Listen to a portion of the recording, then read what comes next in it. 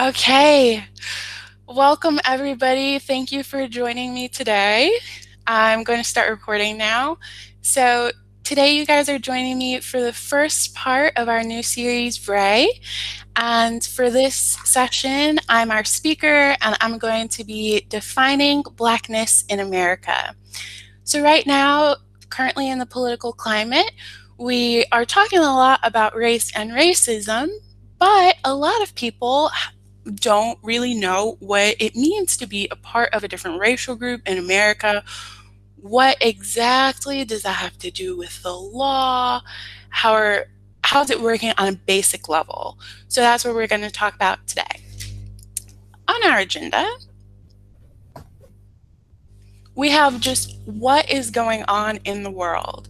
So right now, we are going to take a quick look at how people are processing and trying to interpret the events that are going on around them, the ways that we can better process what's happening, and then we're going to go into a conversation about what race is, and we're going to explore some of the different elements that define race.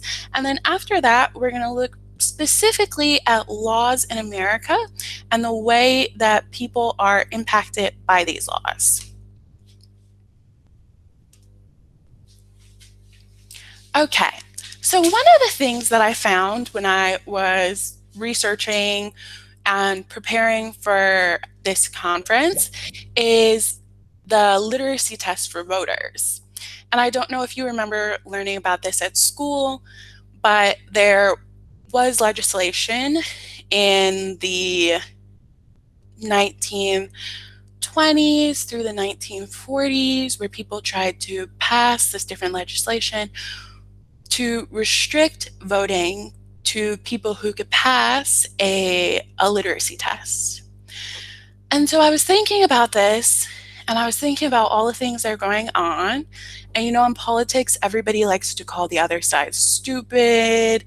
They're always really sort of playground arguments about things. So I looked up a literacy test, and when I Googled literacy test, here's what comes up. So we have state governments from the 1880s to the 1890s to the 1960s, tried to administer literacy tests. Some places were successful, some places weren't, but a literacy test is just a reading test, and it's structured around people's ability to identify, integrate, and interpret. Now, when I'm just looking at this as a definition, I'm thinking, well, you know, it makes sense.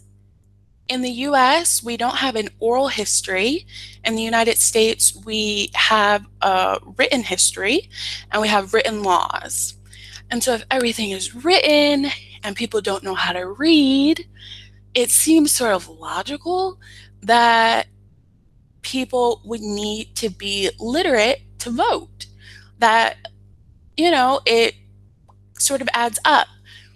But one of the issues with that when we search for these individual issues is that we are not understanding them in context. So the idea that people should be literate to vote, that they should be able to read the names of the people on the ballot, you know, if you're thinking outside of context, it makes sense. But when we look at the context of the United States, we have a federal foundation during this time period of Jim Crow laws. This is United States federal law. Then we have state education enforcing the segregation of schools. And then on top of that, we have the local enforcement of the segregation. And we know from research that the segregation was not separate but equal at all.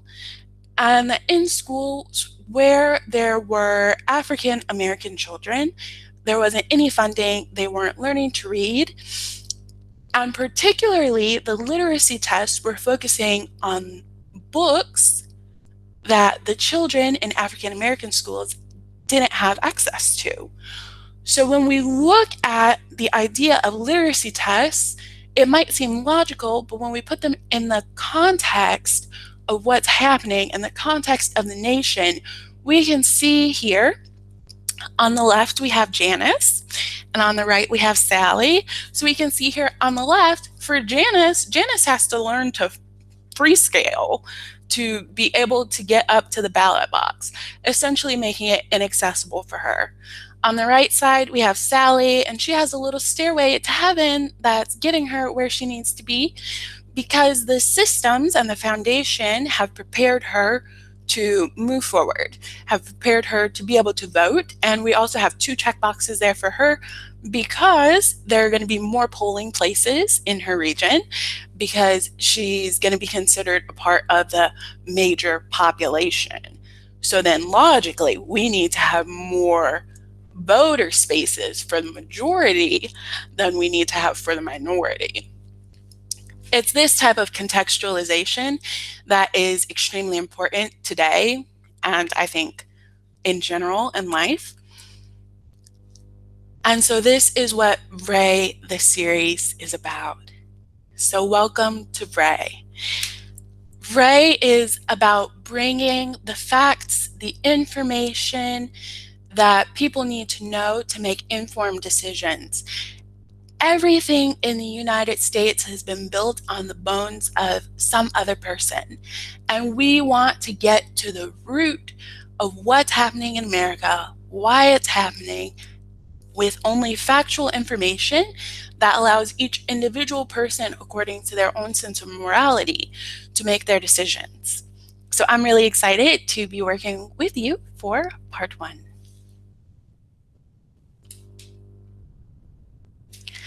So here I have the big question of the day. What is race? So here we have 4 options. I want you to look at them really carefully, and you don't have to give me a response. You don't have to type anything or say anything, but I want you to look at them carefully and see which one you think is the most accurate definition.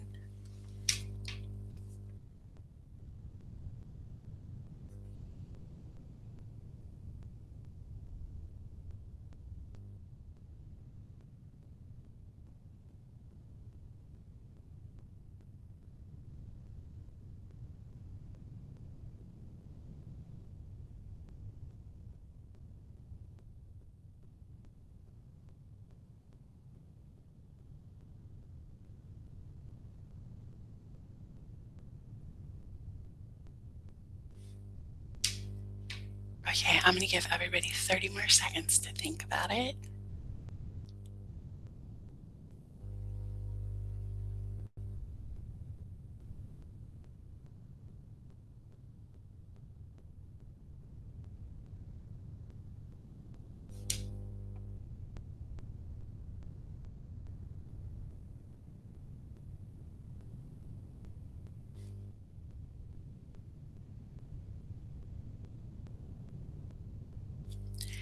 Okay, so we'll continue on.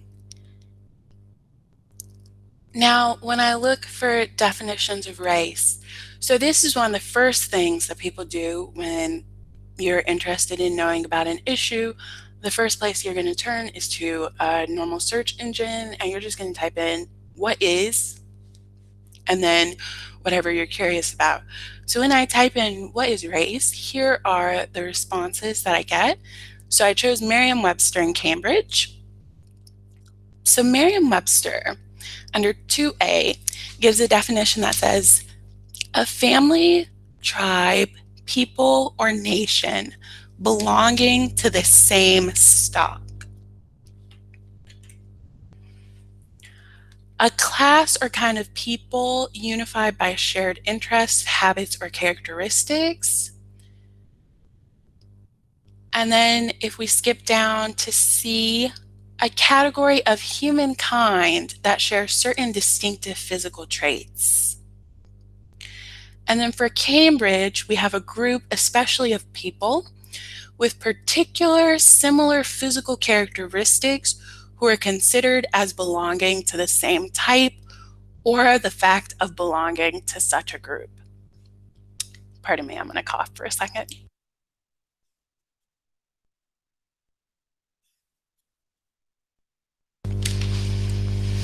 So the first thing that we have is we have two pretty similar definitions. They're pointing out groups of people who have similar physical characteristics. The problem with this is that when we Google these types of things, we are absolutely out of context. Race is something that's studied specifically by people. I study anthropology and sociology. It's something that people work really hard to understand. And one of the things that we need to note when we look for things in search engines is that Merriam-Webster and Cambridge are both institutions that are founded on whiteness. And so these definitions that they've produced for race are coming from the same perspective that we're accustomed to. And this perspective does not cover the expanse of humanity. We cannot apply this to all of the people who exist on Earth and accurately come out with responses. But we'll keep going for the sake of, I won't argue theory here. So if we search for the definition of Black or African American, Google gives us belonging to or denoting any human group having dark-colored skin, especially of African or Australian Aboriginal ancestry. I thought the Aboriginal ancestry part was very interesting because that tells you something about the way that Aboriginal people are perceived in Australia. Then we have from Merriam-Webster, of or relating to any of various population groups having dark pigmentation of the skin. So anybody having dark pigmentation of the skin. That is a lot of people. That's a lot of people who don't fit the category. If we're going to any tropical region in the world, if we're going near the equator and we go eastward, we are going to have people who we categorize racially as Asian who are the same color as I am. But by the definitions that we hold right now, those people would be considered Black. How accurate is that?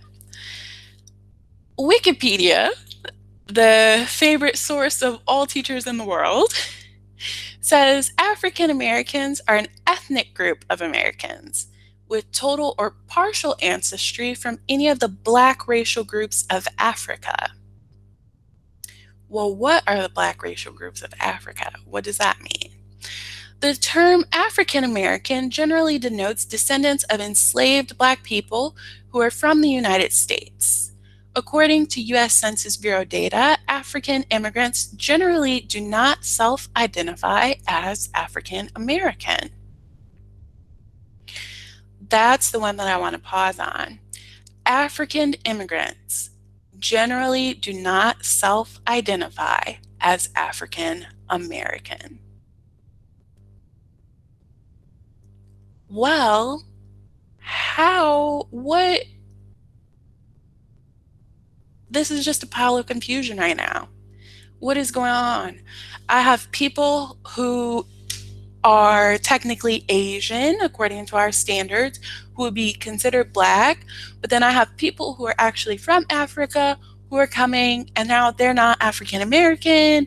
I'm African American. I've never been to Africa. What's happening? So we'll keep going on. Cambridge says that it's anybody relating or belonging to people with Black or dark brown skin, especially people who live in Africa or whose family originally came from Africa. Okay, if you believe in the theory of evolution, then everyone came from Africa. So then this definition is also leaving me confused, lacking information. I'll give you a pause to digest all of the confusion.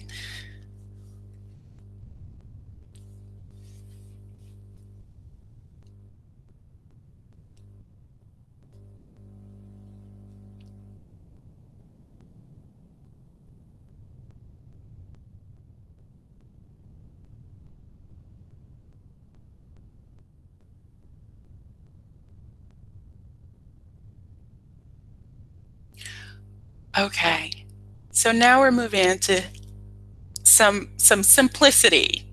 Now we're getting definitions. So the US Census defines each racial category, and the way that the racial categories have been defined has changed over time. So first we're going to look at the 1930 and before census, and we'll compare it to the categories which exist in the present day census. So first of all, according to the 1930 census, there are separate categories for white, Negro, Mexican, Indian, Chinese, Japanese, Filipino, Hindu, and Korean. And I find that very interesting because we don't see that same degree of separation in the modern times. Now, what we want to particularly pay attention to is the definition of Negro. And this is where something called the one-drop rule originates from. The one-drop rule didn't originate in 1930. It actually started way back in the 1700s. So the idea is that any person who has any ounce of Black blood in them, if Blackness can be traced in your ancestry at all, then you are considered a Black person. And we have this is the official census document that was given to the census takers. And it says, a Negro is a person of mixed white and Negro blood. They should be returned as a Negro, no matter how small the percentage of Negro blood. Both Black and mulatto persons are to be returned as Negroes without distinction. Now, there's a lot of argument about this in the modern times. So I mentioned in my advertisements about Meghan Markle. So we know that she is biracial, that her mother is African American, her father is white. But people in the US typically will identify her as African American, and British people will identify her as biracial in the press. That's not to say that just because they identify her as biracial that they're more accepting. But there is a very interesting history that exists only in the United States. It is only in the United States that you find this idea that sort of once Blackness enters your lineage, you can't escape from it anymore. It's tainted your entire bloodline. Now, mulatto is a term that they use, and mulatto is actually a really specific term. It's not just anyone who we would call a mixed or a biracial person or multiracial person. They have to be from a pure African and a pure white bloodline. So some of the most popular African American pioneers, W.E. Du Bois, they were considered mulattoes. Some of the first freed slaves who spoke and fought for justice, they were considered mulattoes. And for this, even though for the census they don't receive extra favor, this did change their status in the eyes of others. In the eyes of other white people at the time, it gave them a little bit more status, the minimum amount. So the legal definition of race changes the way that policies such as affirmative action or the Fair Housing Act are implemented. So if you are a person, according to the United States definition of Blackness, if you are a person who is 1/4 Black, then you also count as a person under the Affirmative Action Clause, or you can file a lawsuit under the Fair Housing Act. Typically, legally, this is not a benefit. So I actually had to cut out some documents because my presentation was too long, but I'm going to tell you about them really quickly. They're primary documents that are from the United States National Archives. You can look them up. But in 1912, there was a case of a man named Elijah, and he was tried in court for the alleged theft of a slave named Molly. Well, Molly was considered property, and one really interesting thing about this document is that written on the document, they have that Elijah had the propensity to acquire the Negro property of others. And I just thought that was interesting because it tells you about the views of personhood even after the slaves have been freed. So, according to the United States of America, there are only 5 races in the USA. These races are Black or African American, white, Native Hawaiian or Pacific Islander, American Indian or Alaskan Native, and Asian. Those are the only 5 categories. And now just on cursory glance at this slide, you can see that all of these other groups, aside from Black or African American, have these really long, detailed explanations of who belongs to this category and where they come from. But for Black or African American, we have a person having origins in any of the Black racial groups of Africa. In school, I'm not sure if anybody taught the people at the census this, and this is word for word from the US Census Bureau. I'm not sure if they told them that you are not supposed to use a word in its definition. So when it says the Black racial groups of Africa, I don't have any details about what that means.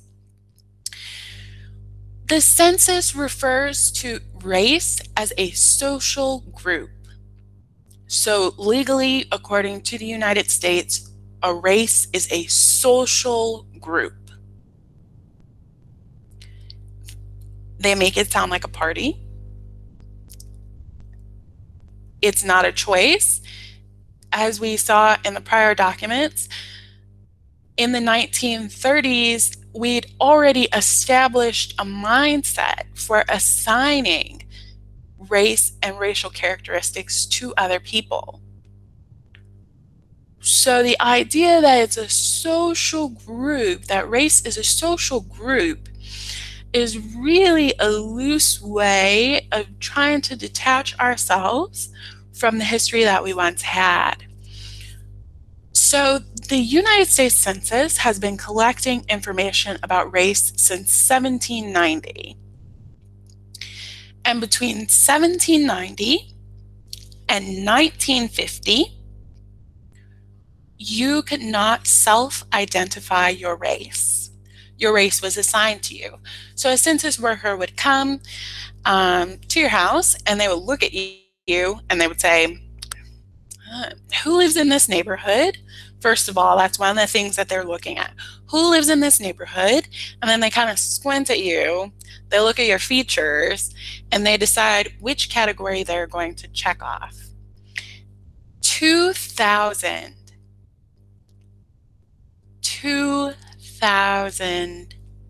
was the first year that people could identify as more than one race. For the first time in the history of the United States, in 2000, it was the first time that people could be multiracial or biracial. If you know anything about the trade of slaves, you understand that there were a lot of rapes, there was a lot of intermarriage between different kinds of slaves. Native American people were also slaves. So we have a really mixed ethnic group of people who have never been able to claim that heritage prior. And so this is one problem that we have now. If I want to go back and look at my family history, and if I want to go back and look and see where I come from, because of the one drop rule, I'm not really able to tell what tribe of Native Americans my family was mixed with. It's only through oral history that most African American people can understand their heritage. And that's all that we have. So I know it's really popular right now to do like 23andMe and Ancestry DNA. And for African American people who are searching for our genealogy, the closest thing we get is a region, a very, very large region of multiple countries in Africa. And then it'll just say sort of a percentage of European, but we can't find out the exact details of our heritage because of this type of record keeping. The racial categories included in the census questionnaire, they give this according to the census, generally reflect a social definition of race recognized in this country. Reflect a social definition of race recognized in this country. So now that gives us a little bit of something to work on as individuals. If up until 2000, we did not acknowledge that people were biracial, how much more work do we have to do now in thinking about people's ethnicities and thinking about their culture and being respectful of their heritage? The US goes based on trends, and they'll either fight back against the trends or go with the flow. We can either push them along to advance with us or not. And so this is really interesting because former President Barack Obama, who identifies as African American, and people wonder, sometimes I've seen, critiques about why he doesn't talk about whiteness or talk about being biracial or anything like that. And now you can kind of see the mentality that surrounds the US, wherein any person who has distinguishable features or distinguishably has Black lineage is automatically categorized, whether they want to be or not. Okay. Ethnicity. So race and ethnicity are recognized as two different things. And ethnicity, according to the US Census Bureau, is whether a person is of Hispanic origin or not. There are only two ethnicities recognized in the United States: Hispanic, not Hispanic.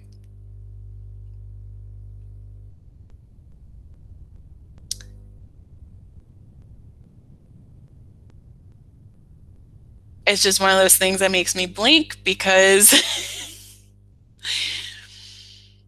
there are so many things that you can add on to that. Some of you may not be aware, but there's actually a really big cultural clash between African American people, like such as myself, born in America, raised in America, super American, and African people who immigrate and are then forcibly categorized as African American, even though they don't self-identify that way. We actually have a really big culture clash, even though we are grouped together, because ethnically, our ethnicity or our cultural practices are so different.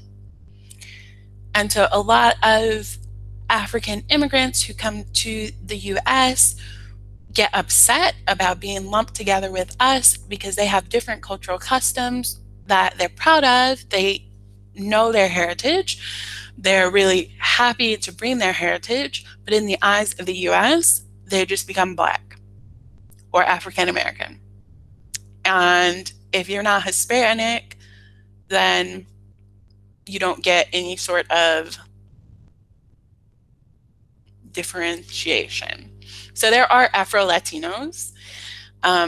So Afro-Latina, Afro-Latinx can identify that way, but they're the only group in the US that is allowed to have an ethnicity.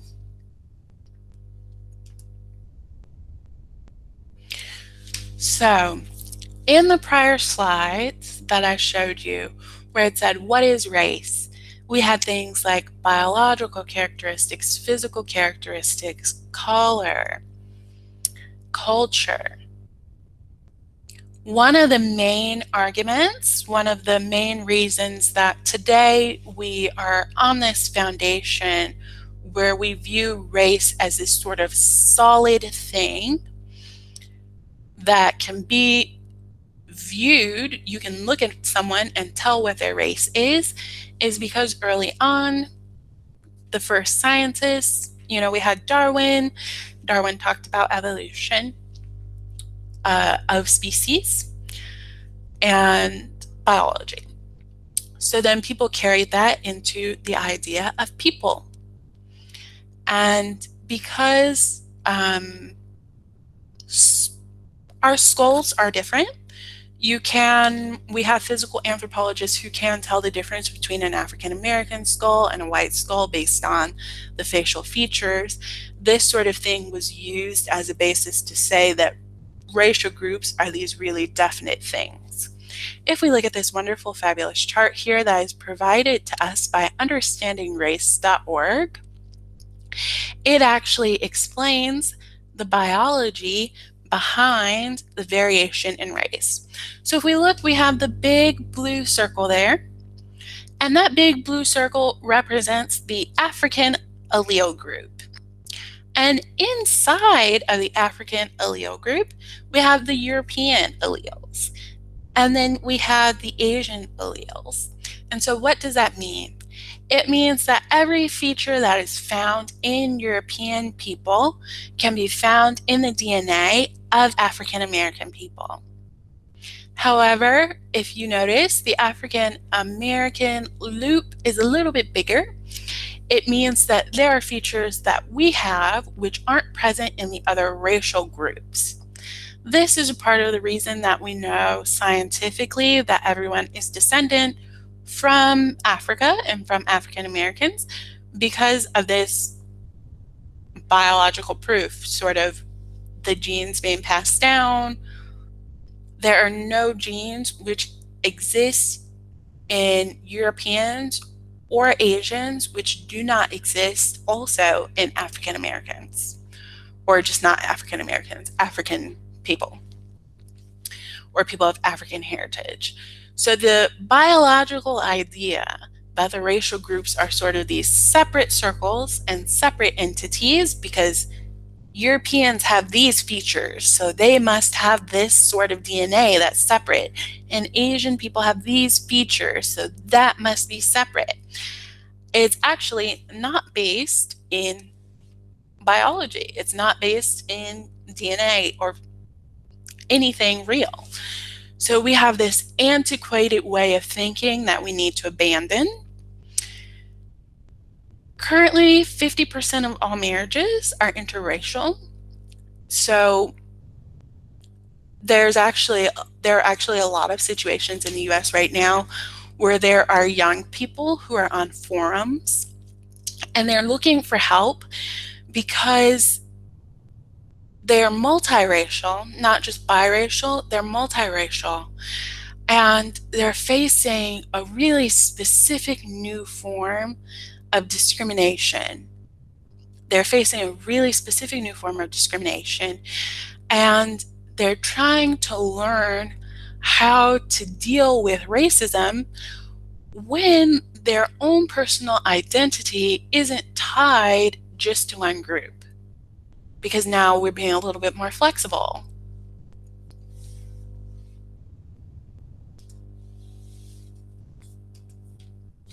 Sorry. So now we are ready to move on to legislation. So we know all about race. So race is this absolutely mind-boggling, crazy thing that doesn't have a definition. I could introduce theories to you. I've done, the theories of race in anthropology. We have a ton of wonderful theoretical conversations about race and what it means, but I want to stick in this series to just what we can factually identify with documents. But essentially in anthropology, the idea of race is that race is non-existent. It's just one of the categories that we use as human beings because we're naturally drawn to categorizing things. It's something that we do from birth, good, bad, I like it, I don't like it. So race is just one of the categories and conceptions we've come up with. But let's look at the legislation. So in 1862, this is before the Emancipation Proclamation. This is 8.5 months before the Emancipation Proclamation.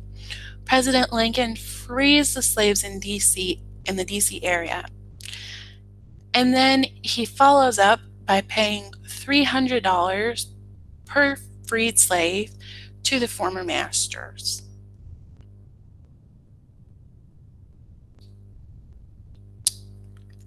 At first glance, this looks like a really great thing, like a really cool thing to celebrate.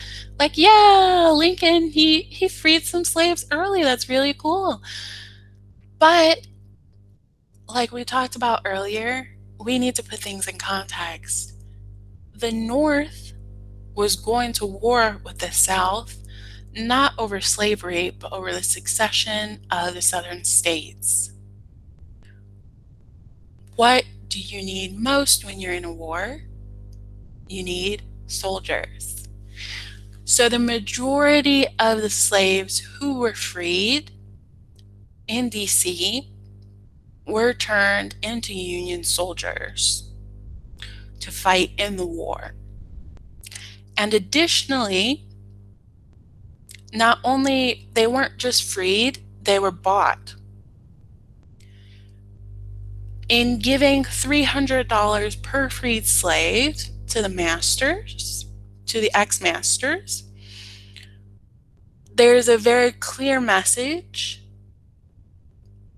about who benefits from this racial system. It would make more sense morally to me, in my opinion. Now, this is my opinion. Morally, it would have made more sense that you would give a freed slave $300 and say, sorry that we enslaved you.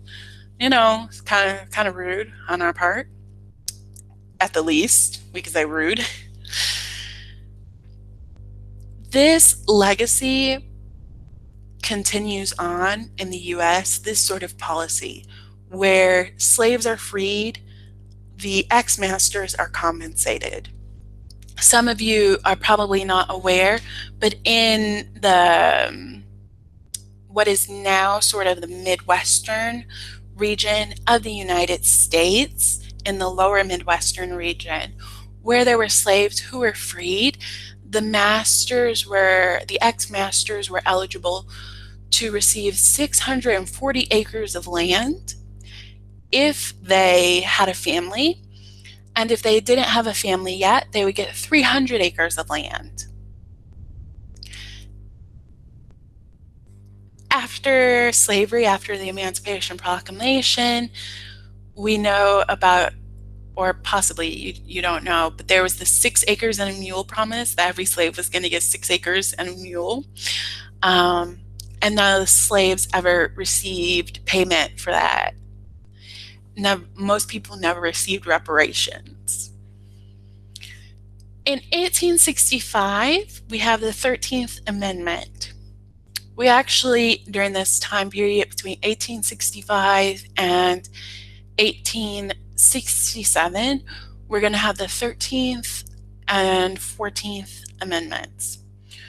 So the 13th Amendment says, word for word, neither slavery nor involuntary servitude, except as a punishment for crime, whereof the party shall have been duly convicted, shall exist within the United States or any place subject to their jurisdiction.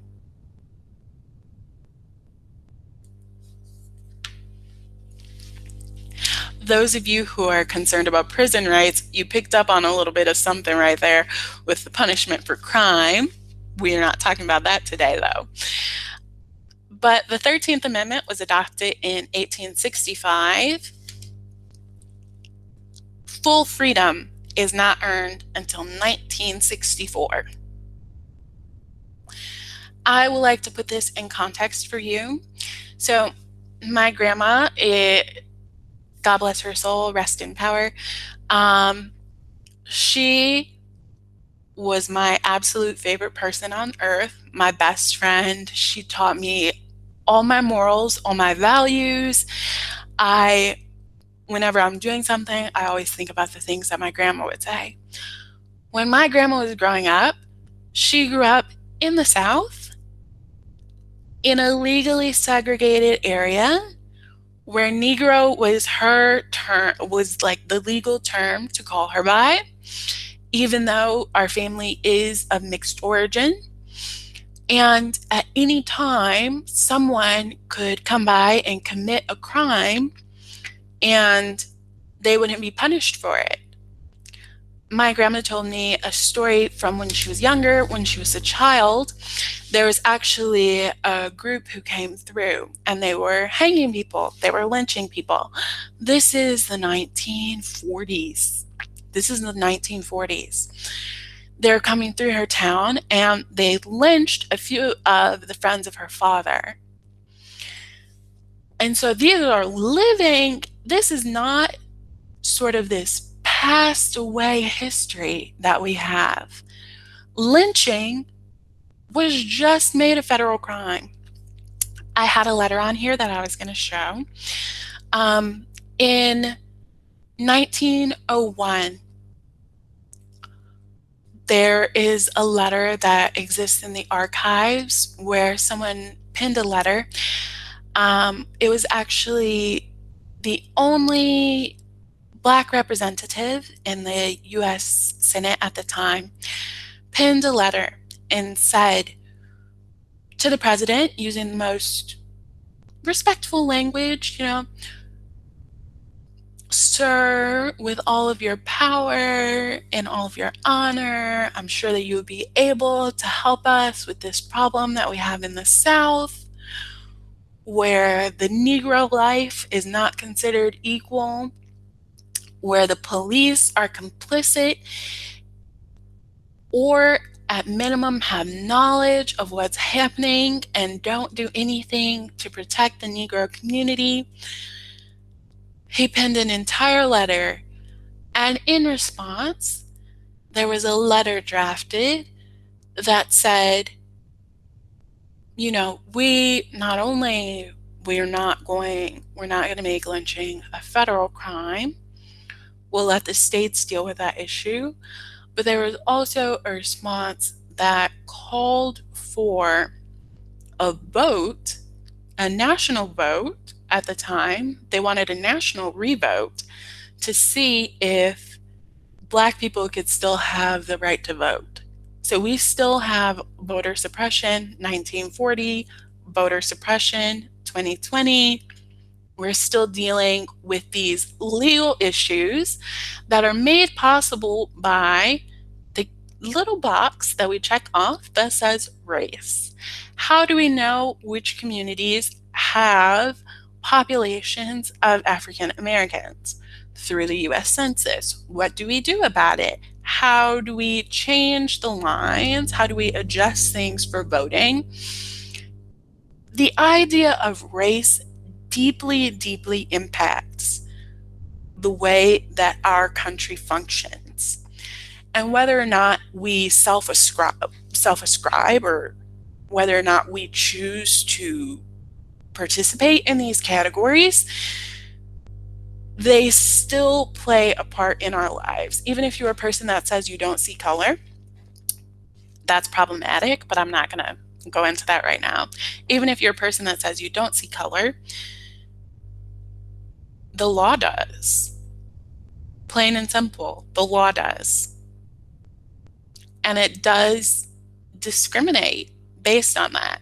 So in 1968, we have the Fair Housing Act. I want you to think about that. 1968.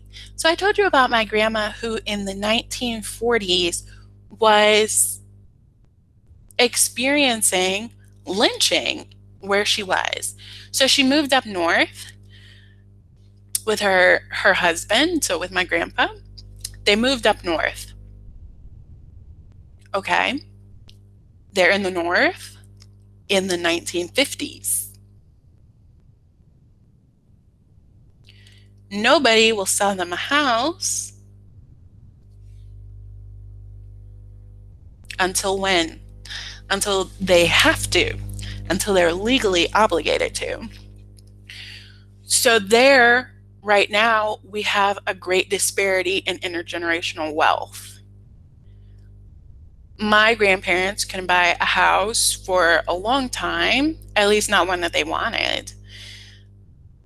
When you go to the bank as a Black person, actually Wells Fargo was sued in 2012 for continued racial discrimination. So they were charging higher interest rates to people who were Black.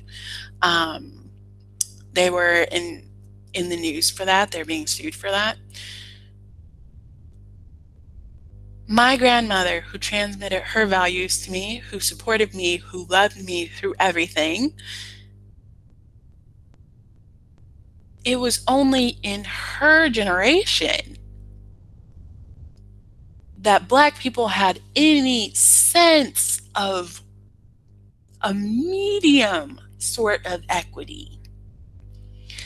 So we just circa 1970 are arriving at the point where we even have the right to exist in places. And we still don't. I am going to repost on the series VRAI Instagram the interview that Oprah did in the all-white town in the 80s, where it was a town of only white people, and they had a housing association that intentionally blocked the ownership of homes for Black people. And they talk about the reason that they don't want Black people in their town and how it's their right to live that way. Fun fact, 75% of white people live in neighborhoods that are all white or majority white. So whereas I, a person of color, I am forced to interact with white culture and white people, other kinds of people at large, it is possible in the United States for a white person to self-isolate,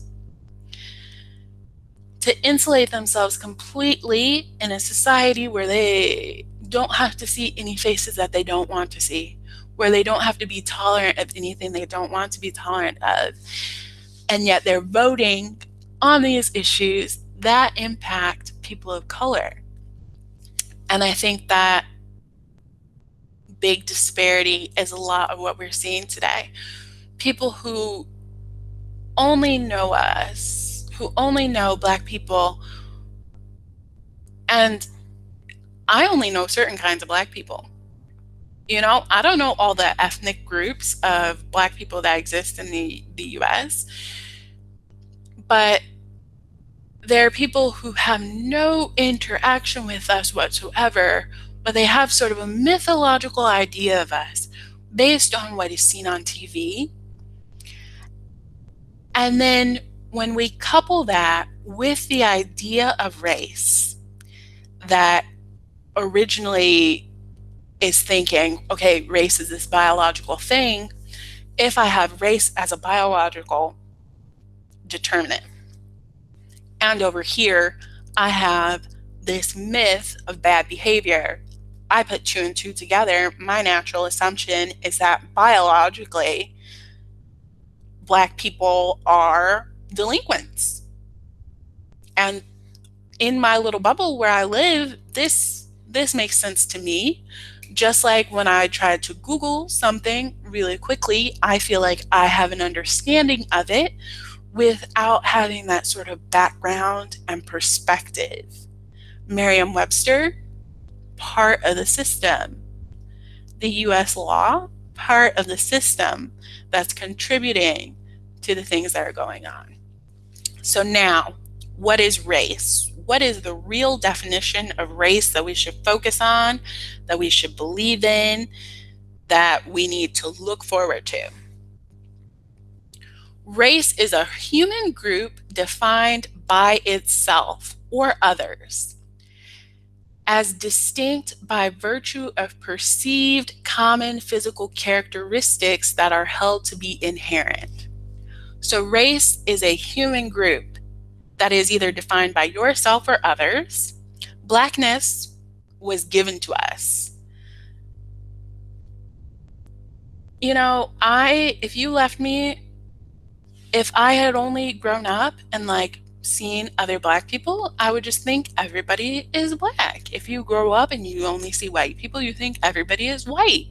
And it's only when we encounter each other that we start to say, okay, well, we have different kinds of people here. And because the settlers weren't the ones in power, they were the ones who had the power to define and to give meaning. So they gave us meaning based on perceived common physical characteristics, mostly our noses. It's mostly our noses and our mouths. So for Black people, it's mostly our noses and our lips that people use to identify us. So these are perceived characteristics that are inherent, that are supposed to be inherent.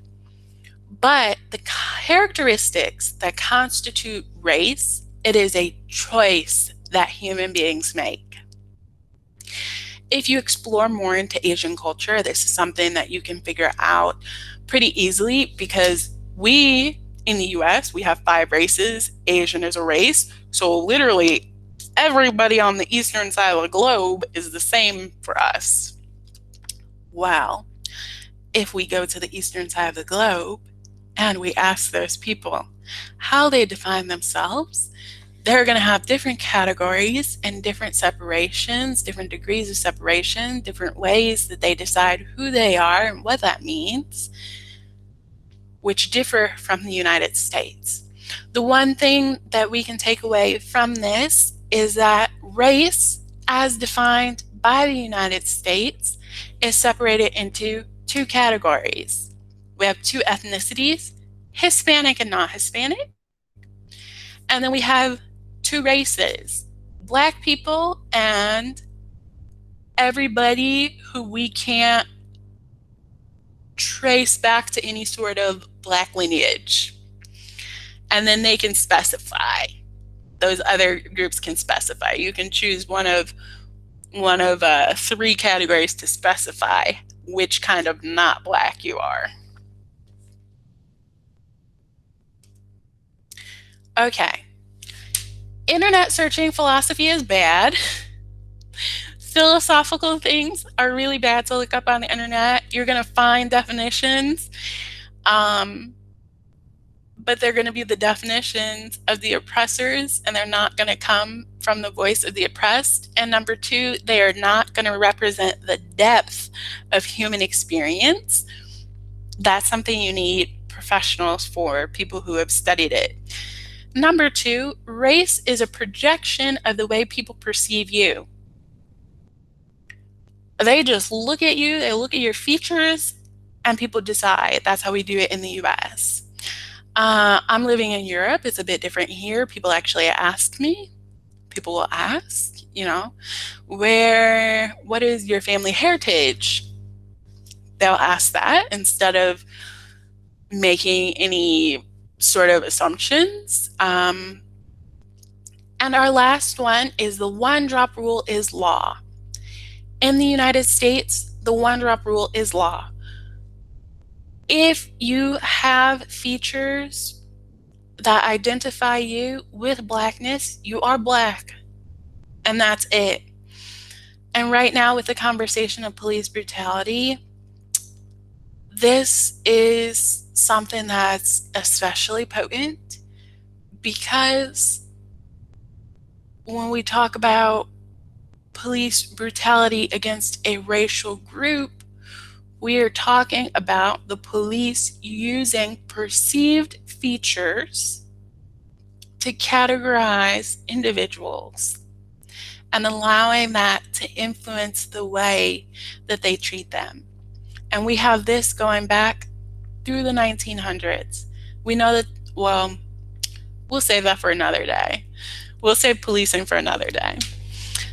But that is all I have for you. If you want to learn more, you can go to understandingrace.org. It's a really cute website that you can kind of search around, and it'll explain the science of pigmentation, DNA, in a really fun way. It's something that you can even share with younger people. I would say 6th grade and up is good. And then if you're an activist, you should check out racism.org. It's run by a sociologist and lawyer, and she has articles about the recent laws and race so that you can more quickly see that intersection. It's 7 o'clock. So if you want to go, I'll let you go. But if you have any questions, I would love to answer any questions.